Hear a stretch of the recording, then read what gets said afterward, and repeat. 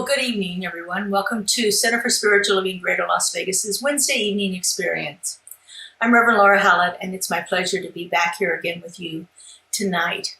This month for August, we're looking at the theme of wholeness in our community, and I thought it would be very beneficial to take a look at a practical way that we can experience wholeness in our lives in a greater way on our Wednesday evenings. I like to use the Wednesday evenings as let's get into the nitty-gritty of how we practice all of these wonderful theories and how we begin to apply this wonderful qualities of spirituality into our lives in a more permanent and a more frequent way.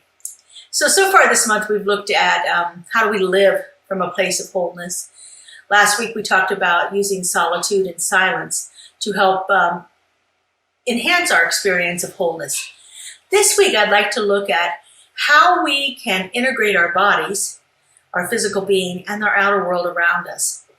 You know, many times in our lives, our bodies have often felt alien to us. And this has led, for some people, to have an antagonistic relationship between our inner being, who we feel we are inside, and the physical form, the way we express in this world. This week, we're going to explore how we can have a greater relationship between our inner and outer beings. I came across an article about 6 months ago on a new branch of science called ecosomatics. And so ecosomatics is a movement that recognizes how the experience we have in our own bodies is tied to the environment around us.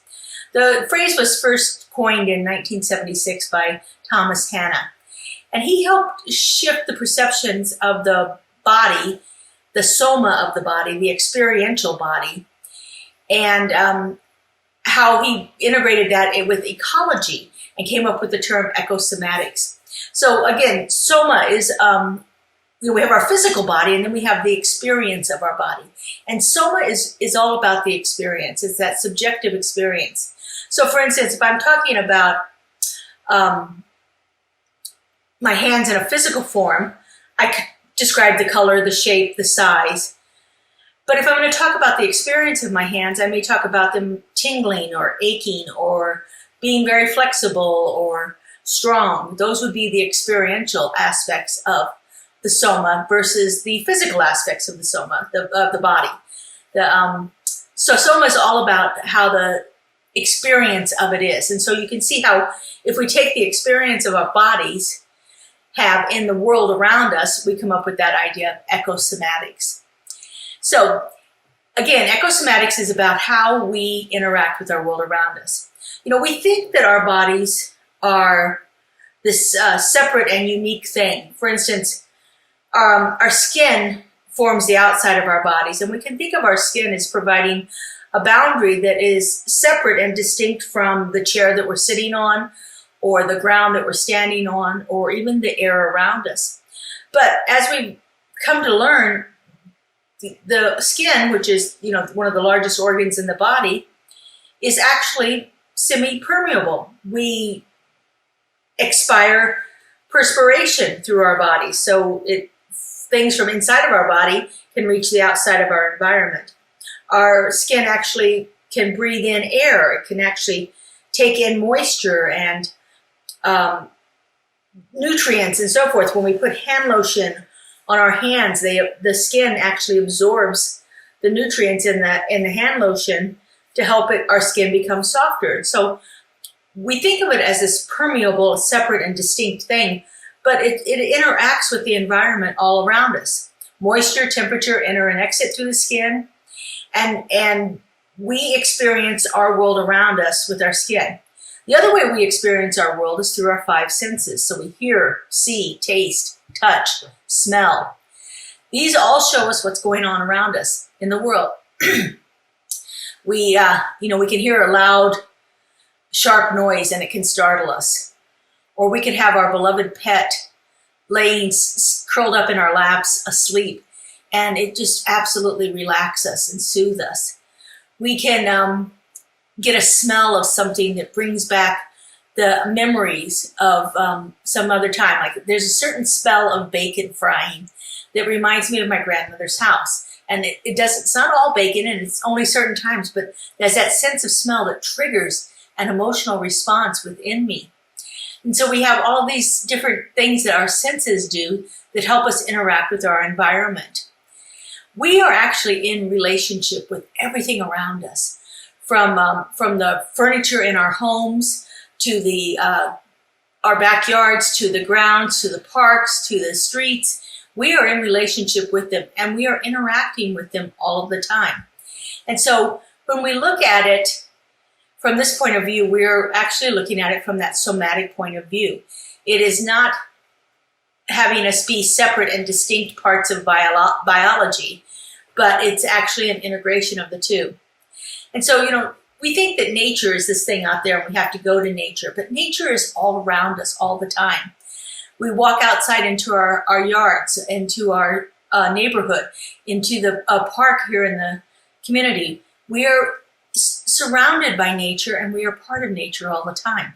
We have the elements within us. We have the air, we have the water, we have the earth within us, we have fire.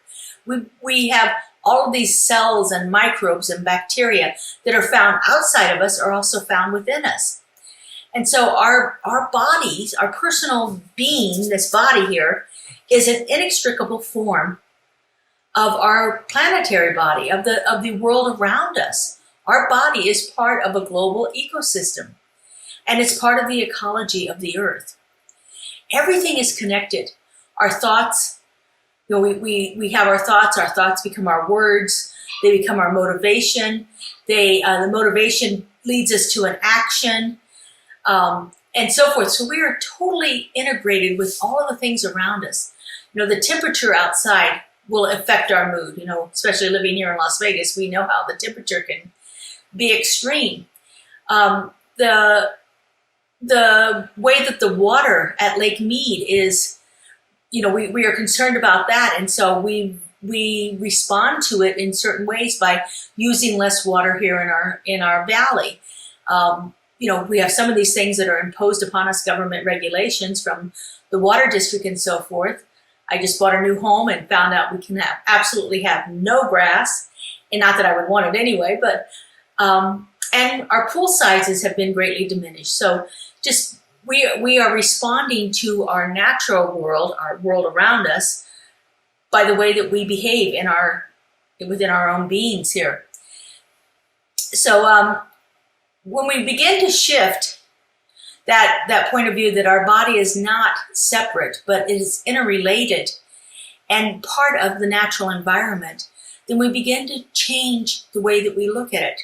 Our health, the way we look at our health begins to change. It's not separate and distinct from the world around us. We begin to see that things are correlating and so forth. And so that we begin to actually broaden our experience of this body and all of the other things in the world, other animals that we inhabit the planet with, the sentient beings of all kinds, and the non-sentient beings, the environment itself, the rocks, the dirt, the mountains, the water, the things that we would not consider to be thinking elements, but yet there's still a life within them. There's still an energy that is coming from them. When we begin to realize that we are so inextricably linked to the world around us, we begin to change how we think about our bodies. So, the heart of this idea of ecosomatics is a sensory embodiment tied to the ecology around us. It is one that begins to help us realize the stress that we've put on our planet. And it encourages us to be more conscientious about our environment. And it helps us to interrelate our bodies with our environment in a broader way. And so some of the practices that we can begin to do for this idea of ecosomatics are pretty simple practices. We do them anyway, but if we're doing them almost unconsciously, if we begin to do them in a conscious exploration of how we are interrelated to the environment around us, we begin to have a greater experience of it. For those of you that may be following our Thursday morning Keeping It Real, I'm talking about ecosomatics all month long our Keeping It Real on Thursday mornings. So if you were interested in a little bit deeper practice into this, please go take a look at that on our YouTube channel. It's our Keeping It Real on Thursday mornings at 9 a.m. But today I want to talk about some of the different ways that we can practice ecosomatics in a more tangible way that will be very beneficial. So the first thing is the easiest thing. It's something we do all the time. We did it the moment we arrived in this plane of existence, and it will be the very last thing that we do before we leave, and that is to breathe. And we breathe mostly unconsciously. We breathe without thinking about breathing, which is, really one of the nice things about it, because it happens as, it's that autonomic response where it happens without us taking thought for it, which is very beneficial for our human bodies because we can't go very long without a breath.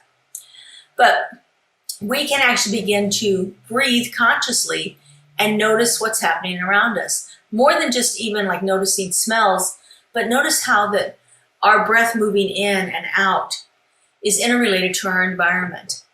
When we breathe in our air, which is composed of many different elements. One of the biggest ones is nitrogen. It has oxygen in it. There's water in the air. There's all kinds of trace elements in there. But when we breathe out, we mostly breathe out carbon dioxide. And carbon dioxide is not a healthy thing for us to keep in our bodies, but it is fabulous for the environment around us. The plant life needs carbon dioxide to thrive. And so as we breathe out, the plant life around us, the trees and so forth, are taking that in. Notice that absolutely immediate relationship between the two, that we can't survive without the plants because they're producing part of the oxygen that we need. And the plants can't survive without us because we're producing the carbon dioxide. And of course, then there's the other relationship with it, that we use the plants to sustain us. We use the trees to create shelter and structures and so forth. We use, and of course we also have food with the fruit-bearing trees and so forth. We use the plants that grow in the ground as our main source of food. And if it's not our food, then it's the food for the animals that we are also consuming. And so we are in total interrelationship with our environment through our breath. It's always in continuous motion, and it always links us to the world around us. So the other thing that we can do, as I was just talking about, is when we eat. And I know I've been guilty of this most of my life, we eat unconsciously. We really don't think much about the food that we're eating.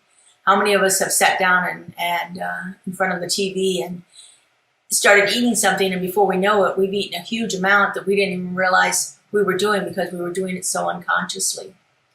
But our food that we ingest then also becomes part of this cycle of life. We ingest the food. It comes in through our mouths generally. Sometimes the first thing we notice is a smell, a sense of smell with the food. And then we take it into our bodies and put it into our mouths. And our mouths do a wonderful job of breaking it down. And then it goes past into our digestive system, and where it is broken down into the nutrients that our bodies need, and then eventually it is eliminated as waste product, which actually begins to help the environment also. When we eat consciously and really think about that, selecting our food consciously, are we getting food that is organic and free from the pesticides and chemicals that are not only harming our bodies, but are harming the environment around us? Are we eating food that is grown at the right time? Are we searching for food that is not seasonally available, or are we eating with the seasons? Are we eating the way that our ancestors would have done because they didn't have all of the ways of storing food and the transportation to get food from one place to another, or the methods that force food to grow when it's out of season for it? So are you eating with the seasons? Are you eating the food that is growing at that particular time? There's something very powerful about that, and it keeps us in sync with our environment, with the movement of our planet and so forth. So eating our food is a very practical way that we can experience our environment around us. The next thing is to actually go outdoors, to be outdoors. every morning I go out and I sit on my patio. I have a little puppy, and so I take her out, and we spend about 30 minutes out there. And here in Las Vegas, our mornings are absolutely beautiful. So it's been about 75 to 80 most mornings. I'm usually out there around 5:36, and I just sit out there and notice the smells and the sounds. And we happen to have a lot of birds around us here, so watching the birds as they're flying and roosting on the roofs of the houses next to me, and looking for their food and so forth. And so I get to spend some time interacting with my environment, even though it's very passive, because I'm just sitting out there absorbing what's happening. There's something highly beneficial for me to be out in nature that way. I notice what I'm sensing, and I also begin to notice my thoughts and emotions and so forth that are happening around there. As I said, I have this little puppy, and so I just am overjoyed every morning to go out and play ball with her and watch her run. She happens to be kind of shaggy, so she gets that wonderful wind-blown look as she's running, and all her fur moves backwards. And it's such a delight to be out there in the environment and watch her experiencing it too. And so finding time to be outside. Another thing that we can do is actually begin to study our local ecology, study what's around us. I know when I was in college here at UNLV, one of the classes that I took was ecology, and it was so fascinating to do our labs because we went out into the environment, and we would mark off a foot square area and have to count the plants and life that we saw in that area, and just to see. And as we did that, we would move up the Las Vegas is a valley, and so we're down at the lower part, and then we would move up in elevation as we move further and watch the change in the plant life, till we get to a certain point. I remember being fascinated by the Joshua trees that are out here, and Joshua trees only grow from like 4,500 to 5,500. You can force one to come into your yard, you can plant it, but naturally they only grow at a certain elevation, and so you have to know when you see those plants, you know that you're at that certain elevation to see them. And so it was really fascinating, and to watch the increased amount of animal life, insects and so forth, as we moved up in elevation down here in the lower part of the valley where it's so hot and the temperatures can be so extreme during the summer.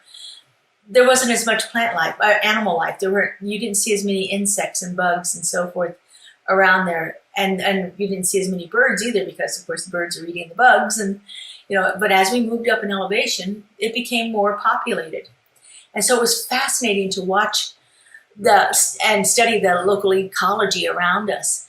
I love going to like the wetlands and see what's happening here. You don't think of Las Vegas as having wetlands area, but it does. And of course, we have our beautiful mountains with the trees and so forth that are up there that are just, spectacular. So spend some time studying what's around us. Not only the ecology, but the geography of our area is fascinating. To be out there in the local geography and see what's happening. And again, I took classes on geography when I was here, and found quite a few interesting sites here in our valley. And so one that I'm fascinated with, which I can't wait till it's open, is they're creating a museum of Ice Age fossils, because there's been a huge discovery of Ice Age fossils in the northern part of our valley here. And so I can't wait for that to open. I believe the park is already open, but the museum is not quite yet. So, when that comes out, be out there, be involved in our environment, be studying it, learning about it, interacting with it. It's really a fabulous thing. Another thing that we can do along those same lines is to take a hike. We have got wonderful hiking trails here in our valley. And one of the sacred circles that we would love to start when we get into our new building is a hiking group, a group that goes out and takes some of these easier walks through beautiful places in our environment. If you've ever driven out to Red Rock or Valley of Fire to look at the beautiful structures of the red rocks that are around there, and there are wonderful hiking trails in both places. But when you connect with your feet on the ground, you begin to get a greater sense. And there's a whole movement in our world called earthing, which is where we actually connect with our bare feet on the ground. And it doesn't necessarily have to be just dirt. It can also be concrete or rock, something that's more of a natural product. You wouldn't want to do it on blacktop because that's not it's more of a man-made kind of thing, but concrete still has enough of the natural earth in it to connect you and ground you. And there's an interchange of the electrical charges that happens when we are connecting with the earth that way. When I first read about earthing, it was about walking in the grass and connecting with the grass, which is, brings us back to childhood of running around playing barefoot in the grass if you lived in a place that had grass like that. And so connecting ourselves through this practice of walking and being with the earth, actually having our physical body connect with the earth. One of my favorite things to do is to walk on the beach. I don't particularly like the loose sand area, but once I get near the water where the sand is wet and hard packed, it is such an enjoyable thing. You're walking on the cool earth. You've got the water coming up and washing over your feet. And of course, there's the smell of the ocean and the salt breeze that's around there and the coolness and all of that. Just a wonderful way to connect with the environment. Another thing that you can do is to be in the environment and create art. Sit outdoors and write. You're a poet or an author, sit out there and write. Journaling, what a wonderful experience that is.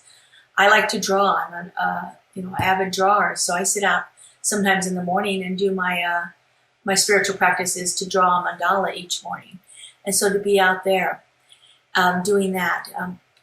Painting, you can see all of the different people with their little portable easels and paint kits out near beautiful scenery painting.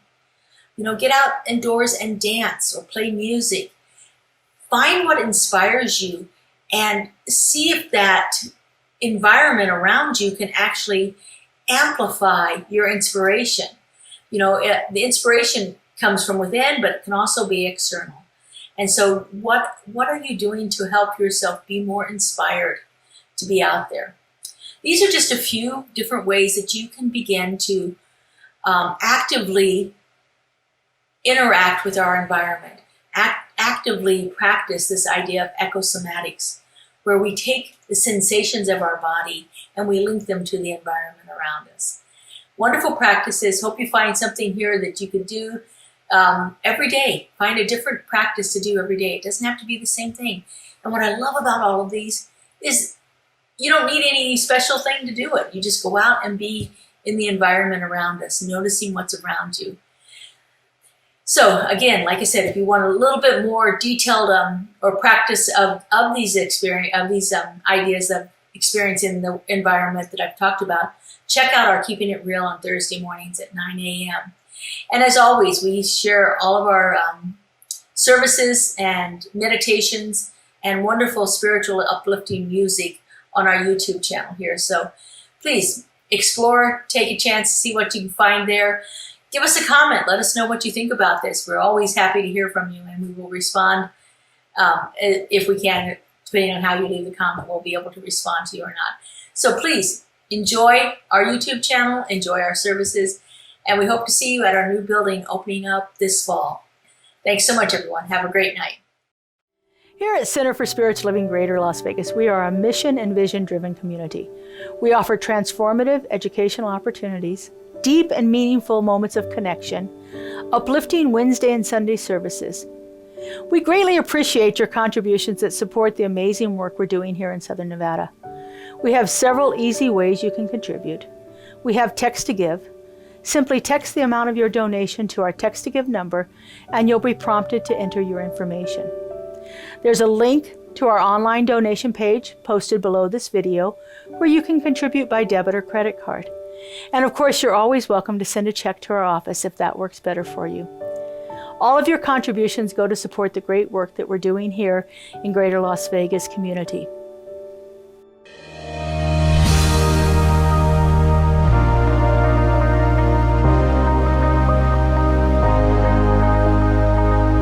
The monthly publication, Science Presence of Mind magazine is a treasure to be read and contemplated. Along with in-depth articles, there is a day-to-day spiritual support to be gleaned from its daily guides. Licensed practitioner Lynn Frankenberger hosts Adventures in Faith on Zoom, and you're invited to join in. This is a weekly group discussion that focuses on those daily guides and how to apply them. Check Facebook and our weekly newsletter for more details. Keeping it real, keeping it real, keeping it real, keeping it real, keeping it real with Reverend Laura. Keeping it real, keeping it real, keeping it real, keeping it real, keeping it real with Reverend Laura.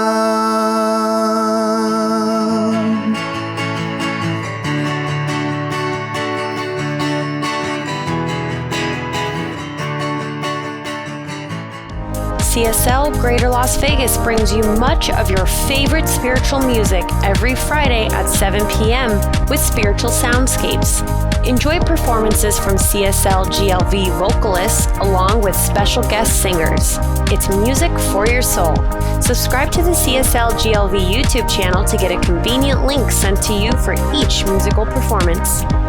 At CSL Greater Las Vegas, it is our mission to inspire spiritual discovery through community connection, exploration, and celebration.